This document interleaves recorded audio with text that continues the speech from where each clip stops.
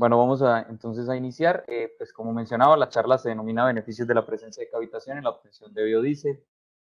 Pues quien les habla soy James Vera y pues esta charla también hizo parte el doctor José Manuel Riesco Ávila, mi asesor de doctorado. Quienes pues somos o que pues, realizamos, somos el grupo CMT o Combustibles Alternativos y Motores Térmicos de la Universidad de Guanajuato. Somos un grupo de cerca de 22 personas en la cual son conmigo 24 estudiantes perdón, 24 personas, 4 estudiantes de doctorado, cerca de 6 estudiantes de maestría y el restante de pregrado, de licenciatura.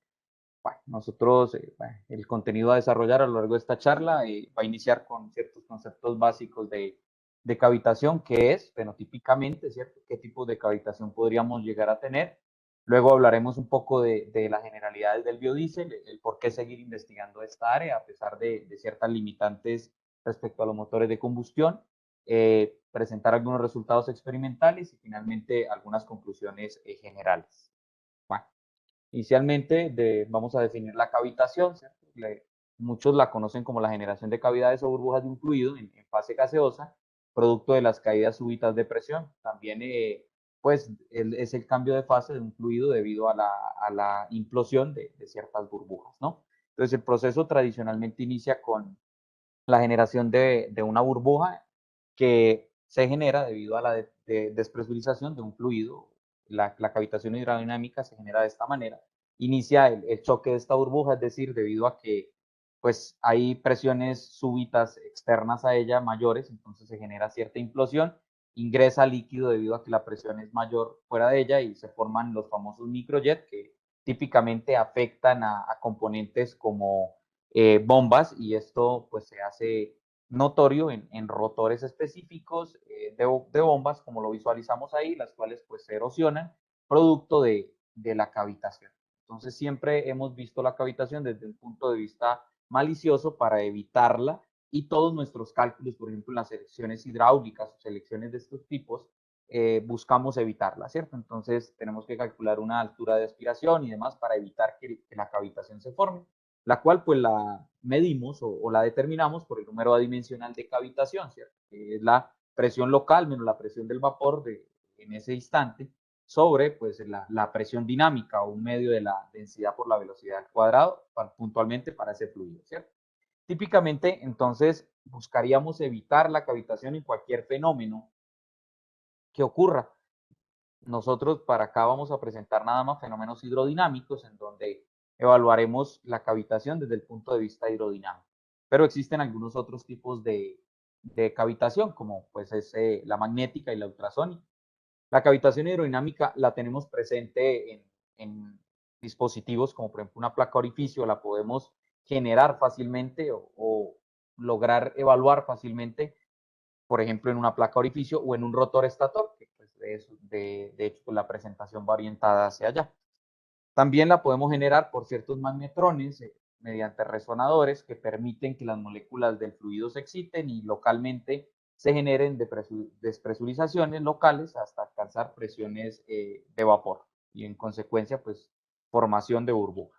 Otra manera también típica es a nivel ultrasónico. De nuevo vamos a nivel molecular y permitimos que mediante la excitación de las moléculas debido a una vibración sonora pues podamos efectuar la formación de estas burbujas. Bueno, ¿qué ocasiona que exista cavitación? Pues un incremento en la temperatura, esto se debe a obviamente un efecto térmico, incrementa la temperatura, en consecuencia va a incrementar la presión local y debido a este incremento pues se generan ciertos efectos térmicos. Esto ocasiona que esas burbujas tengan, si tenemos un fluido reaccionante, pues se presente cierta reacción de intensificación debido a que los radicales hidroxilo van a ser alterados y van a generar que moléculas que se están reorganizando se formen, por ejemplo, ozono o que estos radicales hidroxilo generen cierta intensificación en la reacción. A su vez, pues el típico efecto mecánico que ya conocemos, que obviamente genera una intermitancia en el incremento de la tensión superficial de cualquiera de estos fluidos y la generación de tensiones y turbulencias. El efecto conjunto de estas tres elementos mencionados pues van a generar que afectemos cierto elemento mecánico, como lo veíamos, que busquemos evitarlo, o en su defecto, cierta cantidad de energía que pudiésemos aprovechar para intensificar cierta reacción o liberar cierta cantidad de energía para cualquier fenómeno. Puntualmente, como lo menciona la charla, es hablar de cómo beneficia esta cavitación para la formación de biodiesel. Por ello, pues vamos a hablar un poco sobre qué es el biodiesel. Pues son ésteres monoalquílicos de ácidos grasos de cadena larga derivados de insumos renovables como aceites vegetales o grasas animales. Esa es la definición típica que la STM nos da y nos dice coloquialmente que si tomo yo un triglicérido, un aceite, lo mezclo con un alcohol de cadena corta, puedo generar pues metilester y glicerina. Típicamente eso es lo que ocurre a nivel general y ocurre pues un fenómeno de transesterificación. Separamos el glicerol y nos quedamos con los ésteres metílicos, según pues sea el caso de usar un alcohol como el metanol. Y en consecuencia, pues este éster metílico pues es el llamado biodiesel, que pues puede ser aplicado en motores de combustión interna, inclusive pues hasta en un 100%, ¿no? Bueno, a pesar de que es bien sabido que los motores de combustión, de hecho hace poco, hace unos días tan solo salió una noticia que dice que los motores de combustión ya no van a ser, los motores, perdón, de vehículos ya no van a ser de combustión interna, ¿cierto? Vamos a evitar tener motores de combustión interna en vehículos pequeños, pero no vamos, particularmente por ejemplo en el campo de la aviación, los motores a reacción, aún es muy apresurado decir que los vamos a volver eléctricos o de algún otro índole. Necesariamente vamos a tener que seguir quemando combustible. ¿Qué combustible decidamos quemar? Bueno, ahí es donde entra la discusión de qué cantidad de, por ejemplo, de aceite podríamos convertir en biodiesel, ¿cierto? Adicional a eso, pues si es pertinente o no usar aceite, por ejemplo, de origen, más adelante vamos a ver, de origen básico para alimentación y destinarlos para combustible, ¿no? Pero es claro que así se quiera cambiar cualquier elemento de un vehículo pequeño, sí lo podremos hacer, pero vehículos como trenes, barcos o incluso pues, vehículos de aviación como son los motores a reacción, vamos a necesitar a un gasóleo, bueno, turbocina en su defecto.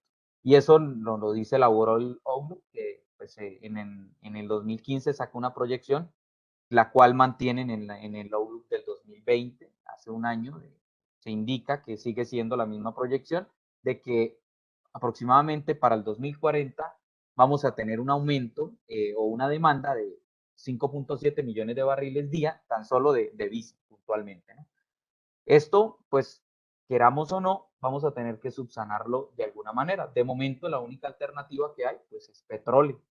Es claro que si queremos usar cualquier o reemplazar de manera total este diésel, sería algo ilógico. Podremos realizar reemplazos parciales o reemplazos a ciertas concentraciones de mezclas de diésel con biodiesel muy pocas. ¿Qué sucede? Algunos países en búsqueda de disminuir esa huella de carbono que deja obviamente la quema de combustibles fósiles, pues ha implementado pequeñas mezclas, ¿no?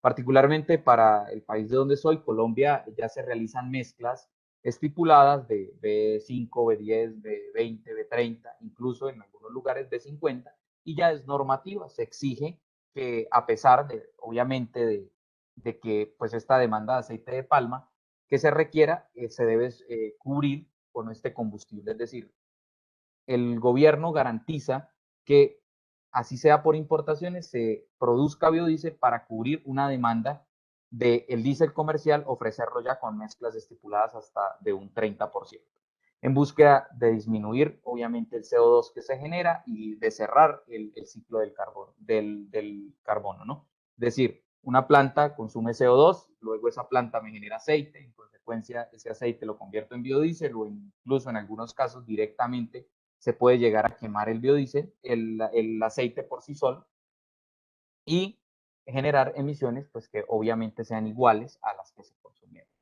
Estados Unidos, por otro lado, sobre los años 2005 y 2010 incentivó el uso del aceite de soya para producir biodiesel debido a la gran productividad que tenían y eh, orientó todas las miras hacia este sector. Particularmente para México, la producción de aceites son muy específicas para alimentación y nada más nos cabería hablar del waste cooking oil o de los aceites usados de cocina, de un tratamiento adecuado, más desde el punto de vista del manejo de residuos, que desde el directo punto de vista de buscar un combustible alternativo al diésel, no, más bien del correcto tratamiento del aceite usado de cocina, produciendo un combustible que, pues bueno, permita ser mezclado con diésel y obviamente aplicado a motores de combustión interna, ¿no?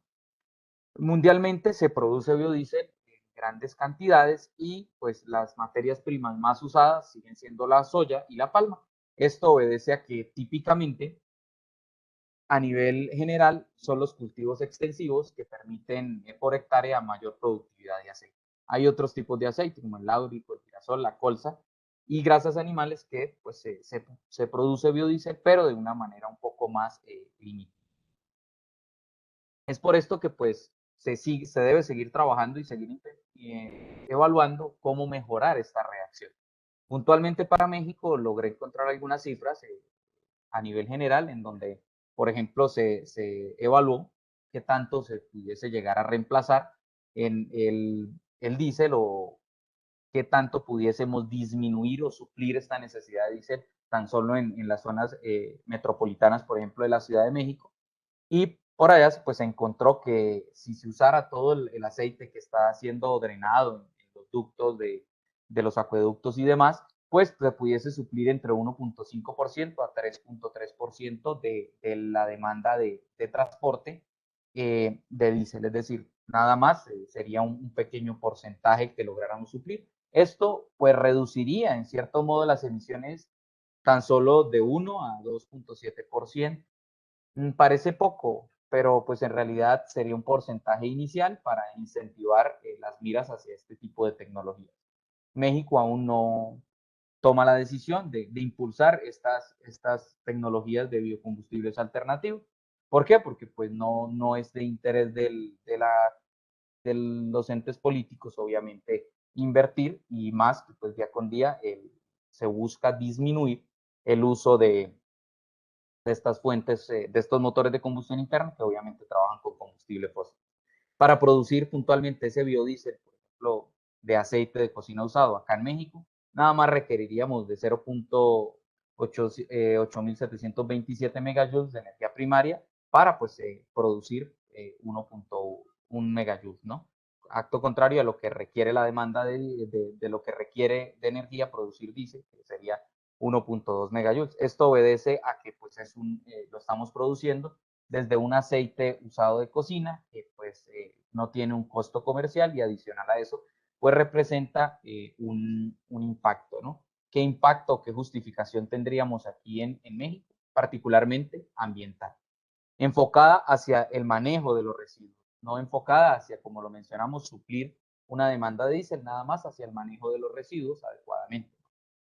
Si ambientalmente se generaran leyes que permitan reducir, obviamente, o más bien tratar este desecho de una manera controlada, podríamos suplir cierta demanda, ¿cierto? Tan solo un litro de aceite mal dispuesto puede llegar a contaminar hasta 1000 litros de agua. Es decir, pues si ambientalmente no teníamos claro qué sucedía con estos aceites, pues bueno, si son drenados, generan tan solo un litro que en nuestra casa vertamos en nuestros drenajes, pues podrían contaminar cerca de 1000 litros de agua.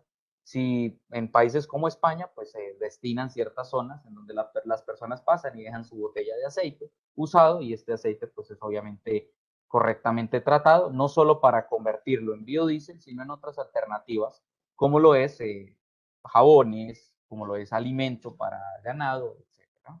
Económicamente, para el caso particular del aceite usado de cocina, sí es viable, porque pues el precio del diésel típicamente está sobre 20, 21 pesos por litro y un biodiesel comercial si es un poco más caro, cerca de 25. ¿Por qué? Porque si su aceite pues tiene un valor agregado en la productividad que por otro lado si lo produjéramos de una manera tradicional por agitación y calentamiento tendría un costo de 13.72 pesos por litro. Entonces sería competitivamente viable, pero pues ya vimos que nada más sería entre un 1% a 3%, lo que lograríamos reemplazar con las cifras que al menos para la Ciudad de México habría disponible.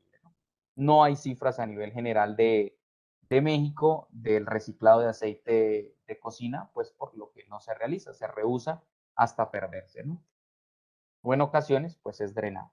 Bueno, para la parte experimental de nuestro trabajo, desarrollamos algunas alternativas que permitieron, desde nuestro punto de vista del grupo, nos dedicamos a producir combustibles, pero de fuentes como el plástico, fuentes como aceites usados de cocina, enfocadas hacia el tratamiento de residuos, no hacia reemplazar en su totalidad, obviamente, estos combustibles, nada más delimitarlo hasta ciertas maneras de poder realizar un correcto tratamiento de los residuos. Por esto que tenemos algunos equipos particulares aquí desde el Laboratorio de Termofluidos de la Universidad de Guanajuato, de la División de Ingenierías, que pues nos permiten evaluar o caracterizar el biodiesel y a su vez pues el aceite, ¿no? Con propiedades muy particulares como obviamente la densidad, la viscosidad cinemática, el porcentaje de ácidos grasos, el peso molecular para el aceite y por otro lado para el biodiesel, nada más para los experimentos que voy a presentar, se determinó pues una densidad, también una viscosidad cinemática y los FEIM, que es como el rendimiento que tenemos, el grado de pureza que tendrá este biodiesel y que normativamente para poderse llamar biodiesel debe abarcar cierto porcentaje mínimo del 96.5%, es decir, que en su muestra evaluada exista un 96.5% de ésteres metílicos, esto en búsqueda de que no afectemos al motor, obviamente en sus mezclas, y el poder calorífico, el cual no normativamente nada más nos dice que lo represente. Para el caso particular de los biodiesel, cualquier biodiesel va a tener, exceptuando el de Palma, un rango de poder calorífico un poco debajo del diésel comercial, cerca de los 39.000 megajoules, comparación de 42.000 del diésel. Esto hace pues que obviamente requiramos de un poco más de combustible en el momento de realizar la operación del motor para suplir esa falta de energía, ¿no? Bueno, voy a presentar los parámetros experimentales para los modelos los resultados que voy a mostrar. Inicialmente, pues, en este trabajo que se presenta, se produjo biodiesel de la manera tradicional, es decir, por simple agitación y calentamiento, se tomó un reactor de uso de laboratorio enchaquetado, se fijó una velocidad de agitación de 600 RPM, este enchaquetamiento obviamente se tomó un calentamiento de agua que produjo que tuviéramos ahí una temperatura estable de 60 grados, se fijó el tiempo de reacción en 120 minutos, tomamos una masa nada más de 100 gramos, tomamos como alcohol el metanol, una relación molar metanol-aceite 6:1, catalizador hidróxido de potasio y a un porcentaje de 1.5% y finalmente pues nuestras muestras las dejamos decantar sobre 24 horas. El montaje experimental, pues es el descrito acá, en el cual desarrollamos nuestra transesterificación típica, en donde pues tenemos la parrilla de agitación, el reactor enchaquetado, un condensador que evita que el alcohol, el metanol particularmente, pues se evapore, un termómetro que nos garantiza la temperatura y pues nuestro baño térmico. De estos resultados, pues encontramos que efectivamente si quiero evaluar diferentes materias primas, pues lo podemos hacer, ¿no? Particularmente para México, hay aceites disponibles, como el de cerdo y el de pollo, que son residuos que, particularmente el de pollo, es una problemática, que las empresas podían antes hacer alimentos a partir de estos residuos de pollo, a día de hoy les están limitando esta productividad, alimentos para ganado, y obviamente, consecuencia de eso, se genera un poco de contaminación. Si produjéramos biodiesel desde este punto de vista de las grasas animales. Para el pollo sí tendríamos alguna oportunidad. Para el cerdo es un poco más limitado debido a que no hay una trazabilidad correcta de los alimentos. Nada más están disponiendo inadecuadamente y obviamente ocasionando un poco de contaminación.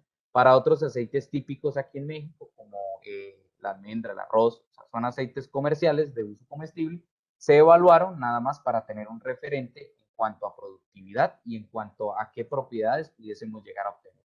Se caracterizaron estos aceites y se identificó que evidentemente los aceites puros pues pueden tener un muy bajo índice de acidez, es decir, permiten producir un biodiesel de buena calidad. Pero nuestro foco de contaminación, que serían los aceites usados de cocina, tomamos 2 muestras en 2 restaurantes diferentes y a su vez el aceite de pollo que se evaluó permitió detectar que pues sí, estos aceites sí tienen un problema de ácidos grasos libres y que ocasiona que tengan un problema de ácidos grasos libres, pues bueno, que mi reacción de transesterificación va a estar limitada. ¿Por qué? Porque la reacción de transesterificación se efectúa en los triglicéridos. Si tenemos ácidos grasos libres, pues no nos van a impedir, en cierto modo, que la reacción de transesterificación se efectúe correctamente o en un alto porcentaje. Si es claro, la literatura nos indicaría que obviamente si tenemos un índice de acidez superior a 1, pues debo realizar una catálisis ácida, debo pretratarlo, lo que ocasionaría un alto costo y obviamente un valor agregado a este producto que pues se pretende disponer, ¿no? Algunas de las propiedades que mencionamos y evaluamos fueron estas, en donde efectivamente de nuevo, pues esos aceites que tienen un alto índice de acidez presentan, como se ve ahí, un pain o un porcentaje de ésteres metílicos bastante bajo. Estos ésteres metílicos representarían que pues este biodiesel debería purificarse y no podría, en consecuencia, pues ser comercial. Porque al tener este porcentaje de pain tan bajo, pues tendríamos inconvenientes al momento de disponerlo comercialmente, lo que ocasionaría daños, por ejemplo, en los sistemas de filtrado, en nuestros elementos de sedimentación en la cámara de combustión y algunas otras complicaciones, como sería pues el aumento de los inquemados dentro del proceso de combustión. A su vez, se realizó la composición química o la trazabilidad de compuestos de estos biodíseles evaluados y se encontró, pues, más bien validamos lo reportado en la literatura, que indica que la mayoría de aceites pues, tienen un alto contenido palmítico y un alto contenido oleico. ¿Para qué se realizó esto? Para poder garantizar que todos nuestros cálculos ahora orientados hasta nuestro método de intensificación fueran comparables. ¿Para qué se produjo biodiesel de manera tradicional y típica? Bueno, para saber qué propiedades obteníamos y hasta dónde estas materias primas que evaluamos podían llegar a ser comparables con nuestro método, ¿cierto? Estamos diciendo que vamos a evaluar un método alternativo como lo es la cavitación y pues teníamos que tener un punto de vista de cómo se hacía tradicionalmente. Entonces, para eso se presentaron los resultados anteriores. Ahora bien, pues vamos a entrar en nuestro fenómeno o en el proyecto que se está indicando en esta charla, que son los beneficios de la presencia de cavitación para la producción de biodiesel. ¿Qué sucede? Pues como lo vimos, eh, tanto a nivel de laboratorio como a nivel industrial, los procesos de obtención de biodiesel se realizan en reactores de agitación y calentamiento, algunos de lecho fluidizado, otros nada más de lecho fijo, ¿cierto? Que permiten en tiempos de 60 a 120 minutos obtener un biodiesel con un alto rendimiento. Pero esto amerita un alto consumo energético. El consumo energético abarca entre un 15 a 30% del valor de producción de un biodiesel comercial.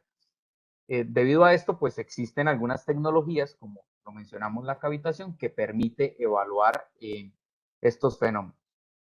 Bueno, la cavitación hidrodinámica, la ventaja que tiene sobre las otras dos cavitaciones presentadas, la ultrasónica y la magnética, son los volúmenes que maneja. Son volúmenes de gran capacidad que permiten obviamente tener un correcto escalamiento a nivel industrial, no a nivel laboratorio. Particularmente los resultados que vamos a presentar fue la evaluación geométrica de un dispositivo de diseño propio de acá del laboratorio, que pues es el conocido como Shower Power Reactor o reactor de ondas de choque, que tiene esta geometría presentada acá. Este es un dispositivo que comercialmente se puede adquirir, pero que presenta algunas problemáticas en cuanto a las eficiencias. Esto, pues nada más, comercialmente se ofrece y se dice que se logra disminuir hasta en la mitad del tiempo típico para cada materia prima. Es decir, esos reactores que tardaban 1 hora, pues si se introduce este elemento, podríamos, en el flujo, pues podríamos disminuir hasta 30 minutos. Nosotros, pues nos fuimos un poco más allá y dijimos, bueno, típicamente no se han evaluado, no se ha hecho un estudio geométrico y pues procedimos a hacer algunos experimentos y algunos diseños de este reactor, o más bien de este dispositivo de alteración de flujo que permite generar cierta cavitación y beneficiar, pues obviamente, el proceso de reacción. La primera experimentación que se planteó, pues fue realizar una evaluación de si influía o no la distribución geométrica. Es decir, si yo tenía una disposición de agujeros alineada, en la parte derecha de la imagen, voy a poner por acá el puntero,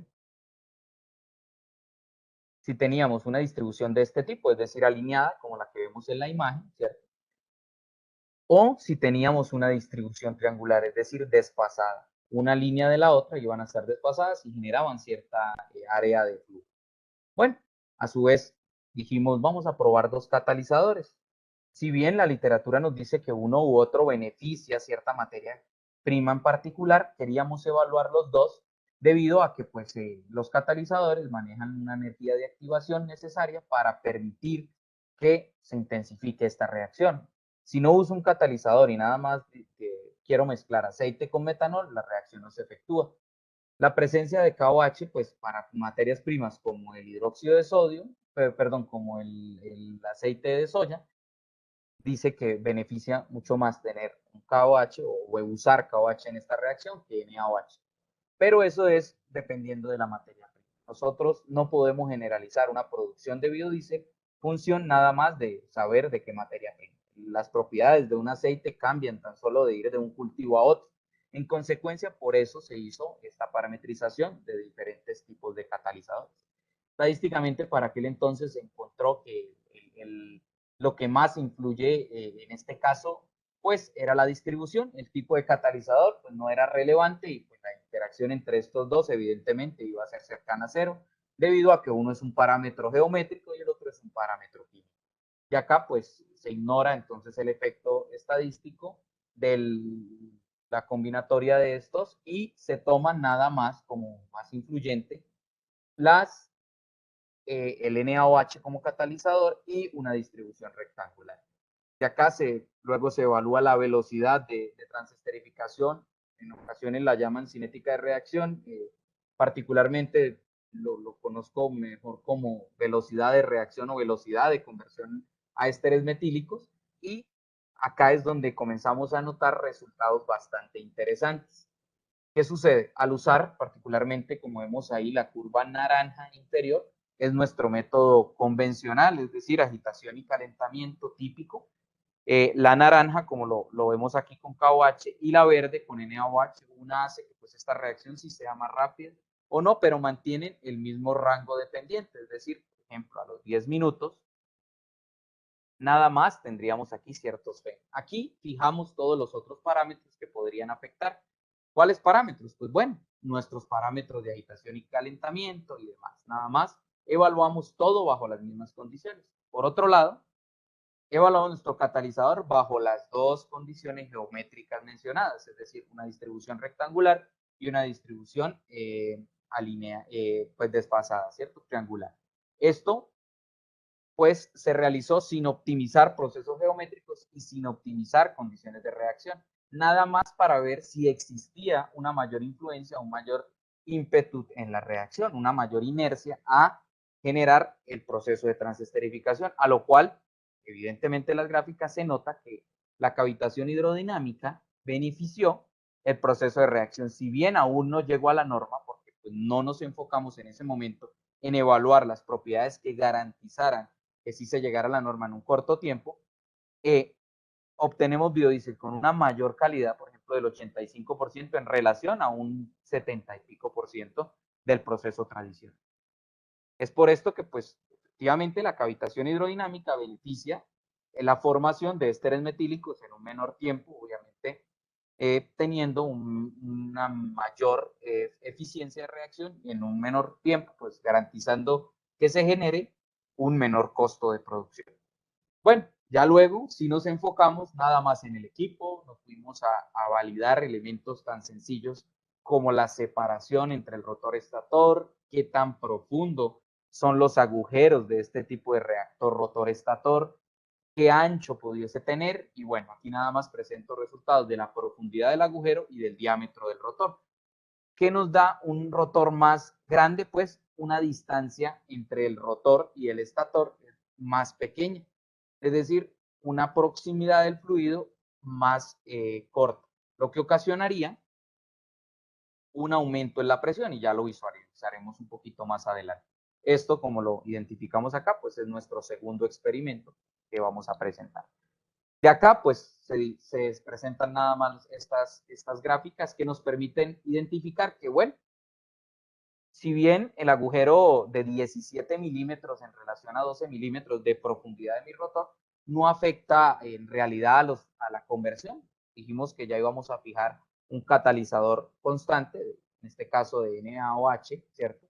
Hidróxido de sodio, y adicional a eso vamos viendo que ya este FEIN se va a aumentar. Entonces, si ya me meto a condiciones geométricas, puedo ir aumentando este FEIN, indistintamente del tiempo, ¿no? Acá particularmente fue para 15 minutos. Por otro lado, sí encuentro un aumento en la distancia del rotor estator. Es decir, si el diámetro del rotor es mayor, afectando mi distancia rotor estator, poniéndola más pequeña, evidentemente veo un aumento bastante notorio de la reacción.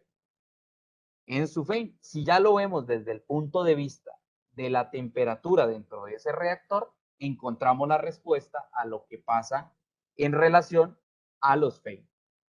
Resulta que si yo limito mi espaciado entre ambos elementos, aumento la temperatura más drásticamente, lo que ocasiona un beneficio a la reacción. ¿Qué pasa con el metanol? En el punto de, de, de evaporación del metanol es cerca del 65 grados, lo que va a hacer que entre más temperatura yo tenga, pues voy a producir que esta cinética de reacción aumente, ¿no? Entonces, aquí sucede otro caso curioso.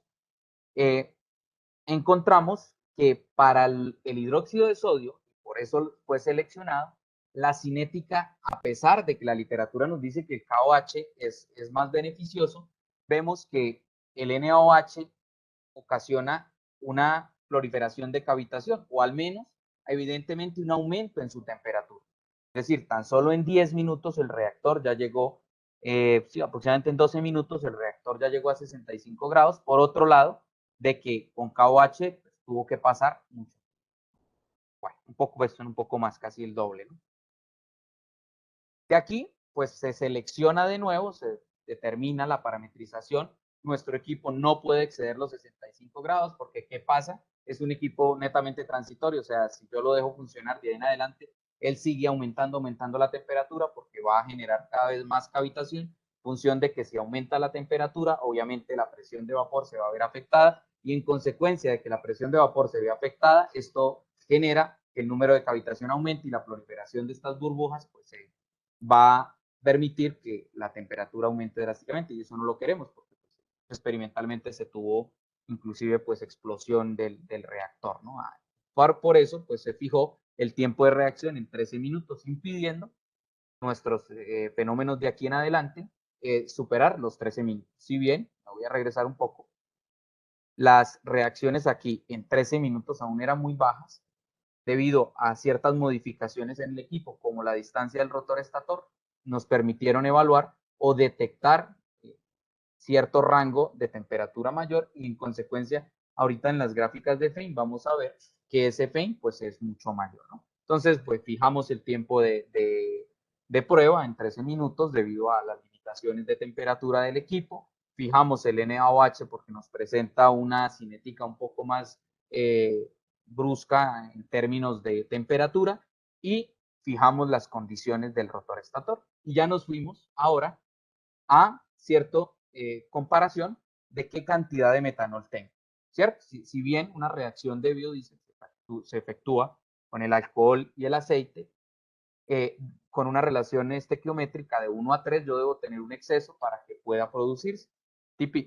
Típicamente, las plantas de producción a nivel industrial manejan relaciones molares de 6 a 1, en donde por cada 6 moles de metanol introduzco una mol de aceite.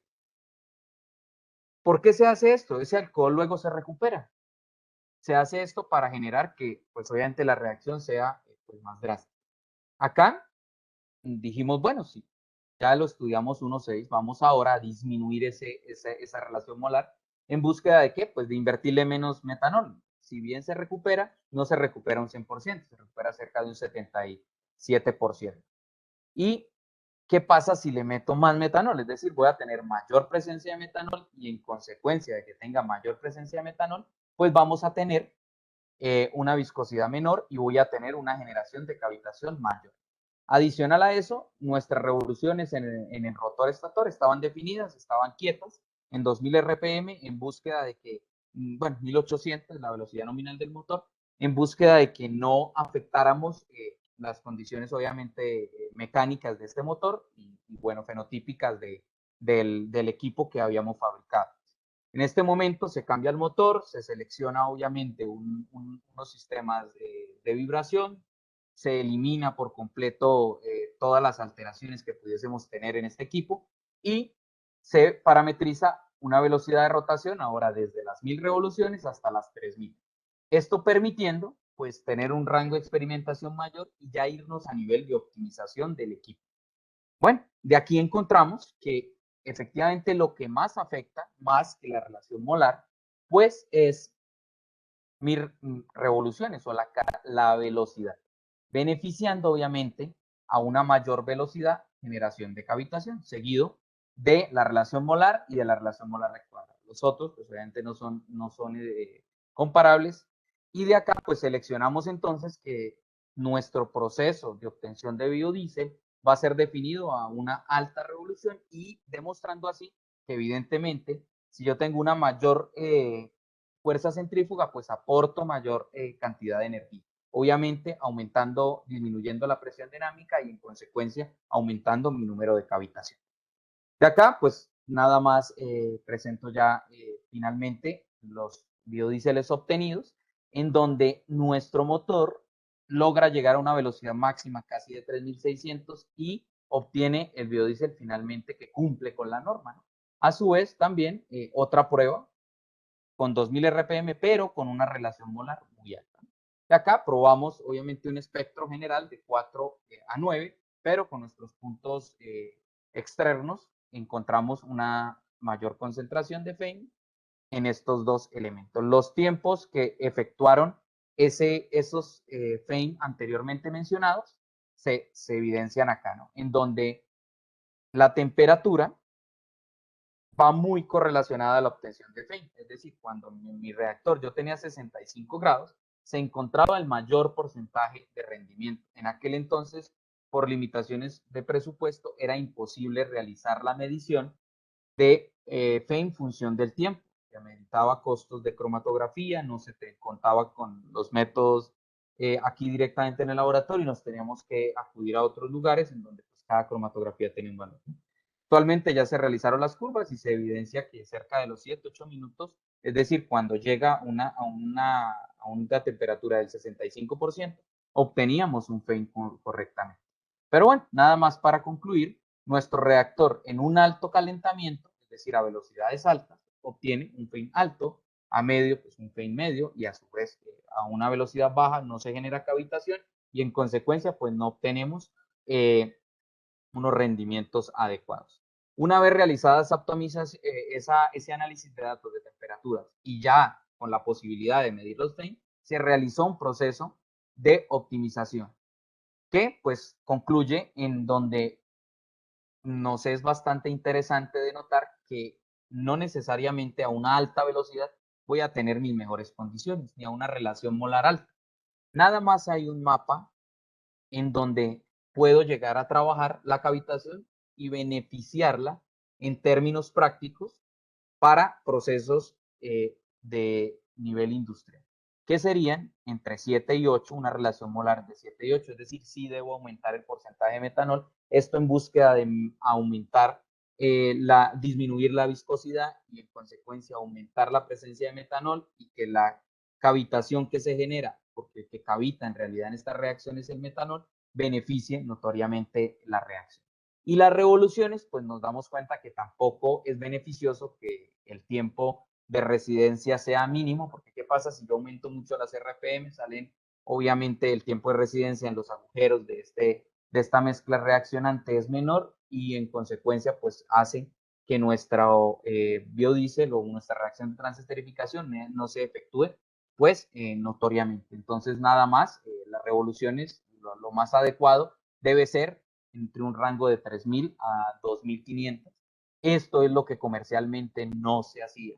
Comercialmente se conectaba al motor, era más fácil conectar un motor al fluido eléctrico y nada más a sus revoluciones nominales sin ir a evaluar que efectivamente si yo tengo una alta revoluciones por minuto voy a tener una cavitación excesiva y si hay una cavitación excesiva no beneficia correctamente la materia prima, ¿no? Nada más para ya terminar, encontramos que para estas condiciones que muestro aquí, efectivamente, a pesar de que se disminuye el tiempo, como lo mencionamos, si llego ya a evaluar, aquí presento nada más las mejores condiciones, a una revolución de casi la velocidad nominal que traía este motor evaluado, que fue de 3.400, que fue en un tiempo de 6 minutos, superé mi normativa y me consumió, pues obviamente, sí, es un motor, consume evidentemente mayor energía, pero como funciona nada más 6 minutos, consumí 0.108 kilovatios por hora en relación al proceso tradicional, que si bien es un poco arriba el FEIN, ambos cumplen la normativa, entonces, pues desde que cumplan la normativa no iría al caso la comparación, pero sí va al caso la comparación del tiempo.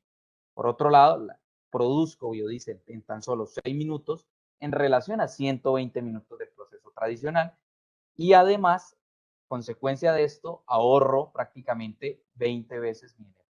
Esto a nivel general es extrapolable y se han hecho pruebas con mayores volúmenes. Estos volúmenes que se presentaban acá eran a nivel de laboratorio de 100 gramos.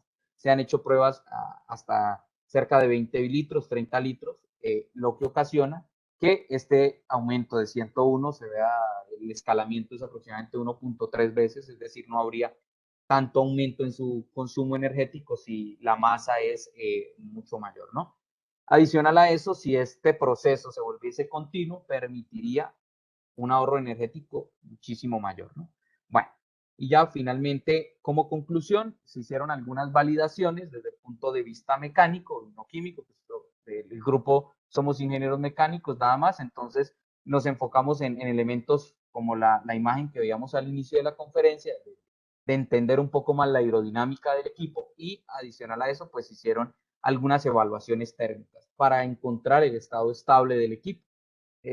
Una disculpa que ambas trazas no salen en la misma parametrización, pero las temperaturas fueron validadas mediante cámaras termográficas externamente e internamente mediante termopares que permitían pues evaluar un poquito más la temperatura, ¿no?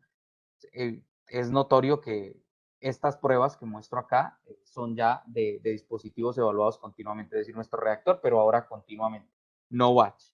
Esto hace que se generen otros problemas que, pues bueno, ya no son de méritos de la charla. Nada más, la charla pues pretende mostrar métodos como la cavitación hidrodinámica, efectivamente, permiten producir biodiesel en un menor tiempo y con una mayor eficiencia, obviamente económica y energética, debido a que pues es aprovechar una energía que pues en la mayoría de los casos ni siquiera se estudia y se desprecia de cualquier proceso. A manera de conclusión, nada más pues presento que a pesar de que el biodiesel es una alternativa viable económica y ambientalmente, pues nada más es un reemplazo parcial, ¿cierto? Si habláramos de total tendría que ser a niveles muy puntuales y no podríamos generalizar que este biodiesel, a pesar de que sí, ya lo podamos producir de pronto un poco más económico, pues no vamos a lograr suplir la gran demanda que requiere usar diésel, por ejemplo, para la producción de energía eléctrica. Hace pocos días veía algún trabajo que hablaba de eso, ¿no? Que las emisiones, lastimosamente, se quiere eliminar los coches de combustión interna que solo aportan el 20% en realidad de las emisiones en relación a la producción de fluido eléctrico, que cerca del 40 y pico por ciento sigue siendo por aspectos fósiles. Entonces, pues bueno, sería una alternativa a suplir cierta reemplazo parcial y ir poco a poco ir disminuyendo la huella de carbono que deja pues esta generación de energía. particularmente ya conclusiones de nuestro trabajo, pues que la temperatura producto de la liberación de la energía causada por la presencia de cavitación ocasiona que la reacción de transesterificación se efectúe mucho más rápido, con una mejor eficiencia.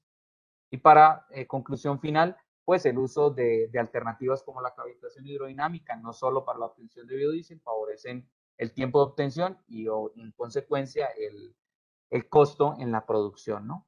Eso sería pues finalmente todo de mi parte. Quedo atento a sus preguntas y bueno, cualquier eventualidad, cualquier colaboración que se pueda efectuar desde aquí de la Universidad de Guanajuato o incluso desde la Universidad de Pamplona en Colombia, en la cual soy docente, pues estos son mis correos para cualquier aclaración. Muchísimas gracias y quedo atento pues acá a sus preguntas.